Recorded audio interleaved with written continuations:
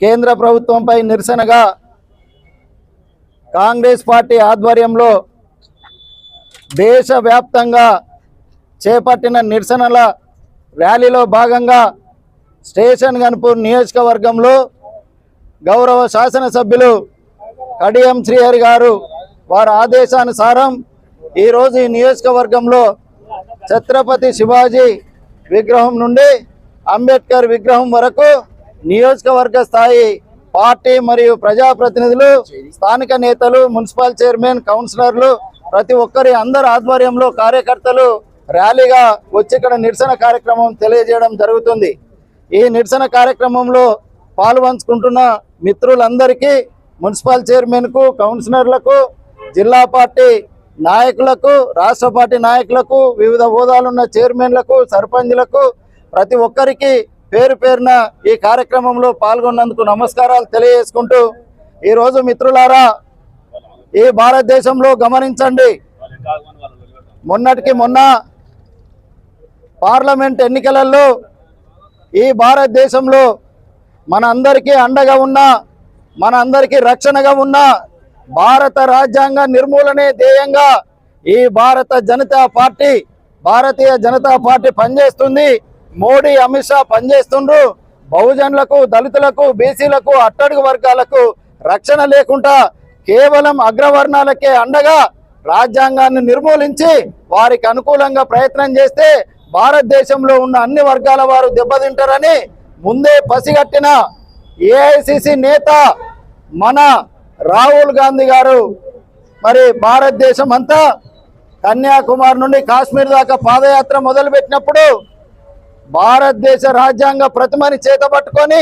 ఈ భారతదేశం అంతా తిరిగి భారత రాజ్యాంగం యొక్క విలువను ఆ రోజే భారత పార్లమెంట్ ఎన్నికల ముందుగానే గుర్తు చేసిన నాయకుడు భారతదేశ ప్రజలకు మన ఏఐసిసి నేత రాహుల్ గాంధీ అని సందర్భంగా గుర్తు చేస్తున్నా. ఈ రోజు ఏ రిజిస్ట్రేషన్ లేని సంస్థ, ఏ పార్టీ ఒక నాయకుడు పెట్టని సంస్థ కాక్రోచ్ జనతా పార్టీ ఆధ్వర్యంలో ఢిల్లీలో జంతర్ మంతర్ దగ్గర 4 రోజులుగా అక్కడ ధర్నా విపరీతంగా విద్యార్థులు చేపడుతున్నారు. దానికి కేంద్ర మంత్రులు ఏం చేసిండ్రు? భారతీయ జనతా కేంద్ర ప్రభుత్వం స్టేషన్లన్నీ మూసేయించింది, వైఫై లైన్ బంద్ చేయించింది. ఎవరికి వారు కోఆర్డినేషన్ చేసుకొని అక్కడికి ధర్నాకు రాకూడదని విపరీతంగా నిరోధించినప్పటికీ ఈ భారతదేశంలో ఒక నిరుద్యోగులే కాదు, వివిధ రంగాల దెబ్బతిన్న విద్యార్థులు, నిరుద్యోగులు, అన్ని రంగాల వ్యక్తులు, అన్ని రకాలుగా ఈ కేంద్ర ప్రభుత్వం నష్టపోతున్న భారతీయులందరూ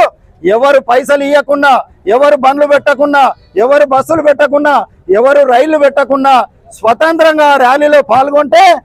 ఆర్ఎస్ఎస్ గుండాలుగా పనిచేస్తున్న కేంద్ర ప్రభుత్వంలో పనిచేస్తున్న పోలీసులు మహిళలు, చిన్నపిల్లలను చూడకుండా ఘోరంగా కొడుతుంటే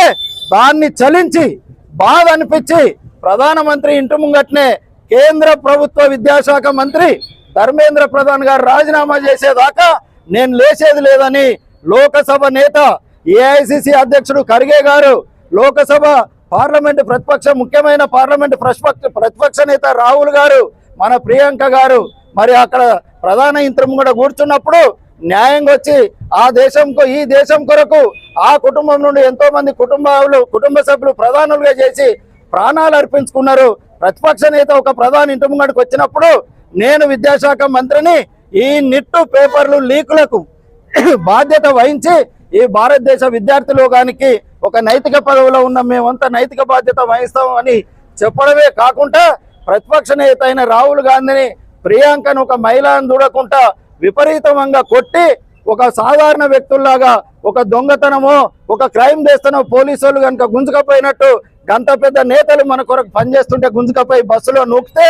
రాహుల్ గాంధీ ముఖమంతా రక్త మండలమై ఈ ముక్కు కింద కూడా గీరికపోయిపోతుంటే కూడా కనీసం కనికరం లేకుండా ఈ కేంద్ర ప్రభుత్వం ప్రవర్తిస్తుందంటే ఒక్కసారి మనం అర్థం చేసుకోవాల్సిన అవసరం ఉన్నది. అందుకే భారతదేశం అంతా వ్యవస్థలు, వ్యక్తులు, పార్టీలకు అతీతంగా ఈరోజు భారతీయ జనతా పార్టీకి వ్యతిరేకంగా, మోడీకి వ్యతిరేకంగా, విద్యాశాఖ మంత్రి ధర్మేంద్ర ప్రధాన్కు వ్యతిరేకంగా అందరూ ఒక్కటై ఢిల్లీ జంతర్ మంతర్ వద్ద వాళ్ళు రాజీనామా చేసేదాకా ఈ నిరసన కొనసాగుతుంటది. దానికి కాంగ్రెస్ పార్టీ ఎప్పుడు అండదండగా ఉంటది.